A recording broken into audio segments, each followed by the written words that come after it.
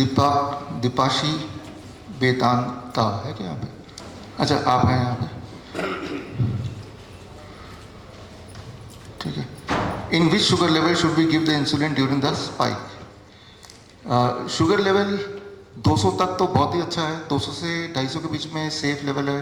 250 से ऊपर चला जाएगा तो फिर यानी कि ये थोड़ा ज़्यादा बोलेंगे, इट इज़ हाई। लेकिन इंसुलिन इज़ अनप्रिडिक्टेबल। जो बाहर से इंसुलिन लेते हैं, जो लोग इंसुलिन लेते हैं उनको पता है कि कितने इंसुलिन पे कितना घटेगा, कुछ नहीं पता, कुछ नहीं, that is very very random. थोड़ा सा लेंगे एकदम डिप कर जाएगा, बहुत ज़्यादा लेंगे उस दिन तब भी कुछ नहीं होगा। तो that is very very random, very very uncertain. तो हम ये करते हैं जो कि 250 तक तो कुछ सोचने की ज़रूरत ही नहीं है, और 250 से 300 के बीच का जो मार्जिन है वो एक टॉलरेंस जोन मान लें। 300 से ऊपर कोई भी आंकड़ा दिखे, this means you need little bit of insulin, ऐसे मान लो। High blood sugar is not good for your body, but taking insulin from outside is worse. तो दोनों में अगर चूज करना है तो अगर मैं आपकी जगह होता तो थोड़ा हाई शुगर रहने दो, लेकिन मैं बाहर से इंटरफेयर नहीं करूंगा by giving insulin. Insulin is a hormone, body में 52 हार्मोन है, एक भी हार्मोन को छेड़ेंगे तो बाकी सब डिस्टर्ब हो जाएंगे। ठीक उसी तरह से जिस तरह से कई सारे म्यूजिकल इंस्ट्रूमेंट है, वो म्यूजिक बजा रहे हैं, तबले वाले को आपने छेड़ दिया तो बाकी भी डिस्टर्ब हो जाएंगे। तो उसी तरह से एक भी हार्मोन को डिस्टर्ब करेंगे तो बाकी भी डिस्टर्ब होंगे। थायराइड के जो पेशेंट है, कल सवाल भी पूछना रहे, कुछ लोगों ने पूछा था कि थायराइड वो कैसे ठीक होगा। देखिए, थायराइड के पेशेंट्स को अलग से कुछ नहीं करना होता है। 3 मेडिसिन जो पहले दिन मैंने बताया था मैं वही बताता हूँ, और हर महीने एक बार थायराइड चेक कराना है, TSH। और TSH जैसे जैसे नॉर्मल की तरफ आता जाएगा वैसे वैसे अपने सूझबूझ से 50% मेडिसिन टेपर डाउन करते चले जाना है। For most of the people 1 से 3 महीने के अंदर दवाइयाँ अक्सर छूट ही जाती हैं, चाहे फिर वो थायराइड की दवाइयाँ पिछले 20 साल से ले लो तो भी। और छोड़ना ज़रूरी है, छोड़ना ज़रूरी इसलिए है क्योंकि वो हाइपोथायराइड का हाइपर थायराइड हो जाएगा अगर नहीं छोड़ेंगे तो। जिस तरह से इंसुलिन को धीरे धीरे टेपर करना आवश्यक है, और अगर नहीं टेपर करेंगे तो फिर वो हाई ब्लड शुगर का very very low blood sugar हो जाएगा। जैसे हमारे पेशेंट का हुआ, मुकाम सिंह जी का। मुकाम सिंह जी हैं यहाँ पे? आप है ना? ये मुकाम सिंह जी का ही है। अब इनकी मैं एग्जाम्पल के तौर पे दिखा रहा हूँ, ऐसे बाकी और भी लोगों के एग्जाम्पल्स हैं, बट एक एग्जाम्पल से समझ जाते हैं हम। जो लोग यहाँ पे इंसुलिन लेते थे उनको हमने एक ट्रैकिंग के लिए स्कैनर लगाया है, ताकि आपके 24 घंटे की ब्लड शुगर की रिपोर्ट हमें मिलती रहे लगातार। तो वैसे तो कल मैंने बोला था कि आपको ब्लड शुगर इंसुलिन लेने की ज़रूरत नहीं, लेकिन मुकाम सिंह जी ने फिर भी 5 यूनिट इंसुलिन ले लिया अपनी मर्जी से। तो अब देखिए, रात के 12 बजे इनका जो ब्लड शुगर है वो 50 से नीचे आ गया, देख रहे हैं रेड जोन, 50 से नीचे आ गया। तो जितना दिन भर में ब्लड शुगर शूट करता है उतना ही आधी रात को डिप भी होता है नीचे, ये हमें ध्यान रखना पड़ेगा।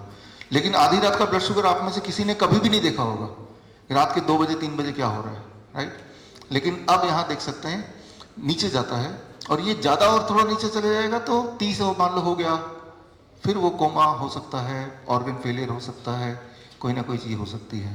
जबकि लिया तो सिर्फ 5 यूनिट था, वो 5 की भी ज़रूरत नहीं थी, है ना।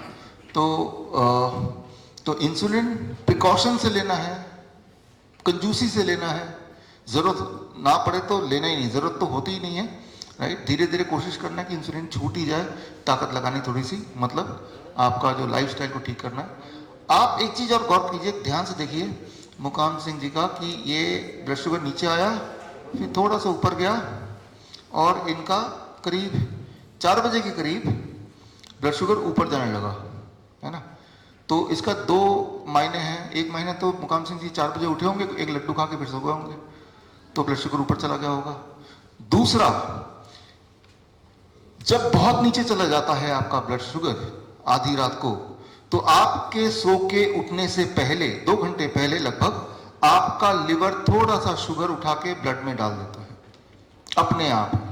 तो सुबह जब आप फास्टिंग ब्लड शुगर चेक करते हैं तो फास्टिंग ब्लड शुगर वो ब्लड शुगर होता है जिसमें लिवर वाला शुगर भी मिला हुआ होता है, साथ में जुड़ा हुआ होता है, लिवर वाला शुगर भी इंक्लूडेड है उसमें, है ना। तो अब इसे कहते हैं डॉन फिनोमिना। डॉन फिनोमिना कोई एबनॉर्मलिटी नहीं है। दुनिया में 55% लोगों के ब्लड शुगर ऐसे ही बिहेव करते हैं, that includes me also, right. यानी कि आपके घर में 10 लोग हैं और 10 लोगों का आप ट्रैकर लगाएंगे, चाहे वो डायबिटिक पेशेंट हो ना हो, 10 में से 5 लोग कम से कम ऐसे होंगे जिनकी यही वाली फिनोमेना होगी कि शुगर नीचे गया, उनके उठने से पहले शुगर थोड़ा स्पाइक हो गया। अब जब स्पाइक हो गया तो आप देखते हैं फास्टिंग, अरे फास्टिंग तो हाई है, आप और ज़्यादा दवाई लेंगे, जितना ज़्यादा दवाई लेंगे अगले दिन वो और नीचे डिप करेगा, जितने नीचे डिप करेगा लाइक स्पॉन्ज बॉल उतना स्पाइक होगा। तो ये बड़ा ही मिसलीडिंग है फास्टिंग ब्लड शुगर, तो इसीलिए इंसुलिन की डिपेंडेंसी ठीक नहीं है, उससे जितना जल्दी पीछे छुड़ा लो उतना अच्छा है।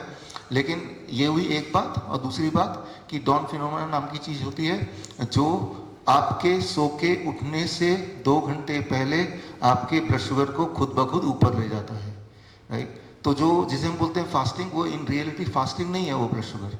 फास्टिंग का मतलब ये है कि पूरी रात भर कुछ खाया नहीं तो क्या ब्लड शुगर होता है।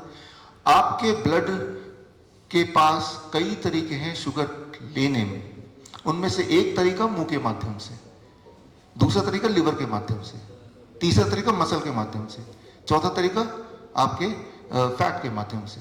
तो कितने सारे स्टोर हाउस है, जिस तरह से आपको पैसा निकालना है तो आपके पास 5-6 बैंक अकाउंट है, कहीं से भी ले सकते हैं, है ना। ठीक उसी तरह से आपके ब्लड के पास 5-6 स्टोर हाउसेज हैं, राइट। तो वो कहीं से भी ले सकते हैं जरूरत पड़ने पे। लेकिन जब आप इंसुलिन लेते हैं, जो लोग इंसुलिन लेते हैं, तो हमारा जो ब्लड है, हमारी बॉडी प्रिडिक्टेबिलिटी उसकी और ज़ीरो हो जाती है, कम हो जाती है। इसीलिए ये इंपॉर्टेंट है कि इंसुलिन से जहाँ तक हो सके पीछा छुड़ा लिया जाए।